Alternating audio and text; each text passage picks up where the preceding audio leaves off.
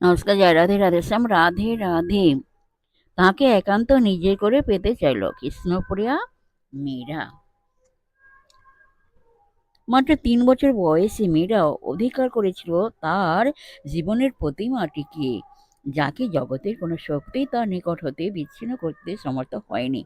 একদিন এক সাধুভক্ত তাঁর পিত্রালয়ে রাতের অতিথি রূপে আশ্রয় নিয়েছিলেন।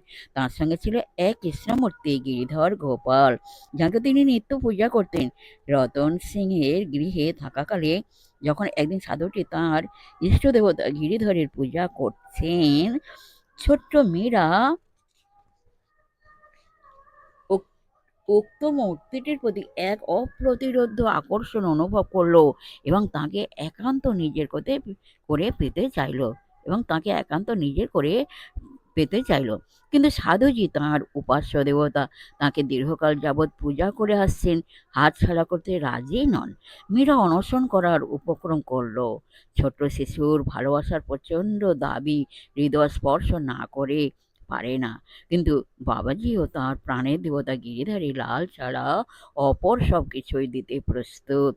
প্রেমের এই দ্বন্দ্বে অবশেষে মীরারই জয় হলো। স্বয়ং গিরিধারী লাল সাধুজিকে স্বপ্নের মাধ্যমে মীরার কাছে থাকার ইচ্ছা প্রকাশ করলেন। সুতরাং অবশেষে ব্যথিত হৃদয়ে তাম দেবতাকে শেষবারের মতো নিমেষ ভরে দর্শন করে সাধুজি কম্পিত হস্তে গিরিধারী লালকে মীরার হাতে তুলে দিলেন। সজল চোখে তিনি ভগবানের অবদ্ধ লীলার কথা ভাবতে ভাবতে জনারণ্যে অন্তর্হিত হলেন। জয় রাধে রাধে শ্যাম, রাধে রাধে, রাধে রাধে। যাই হোক, এই পর্যন্ত আজকের বিশ্রাম রাখলাম।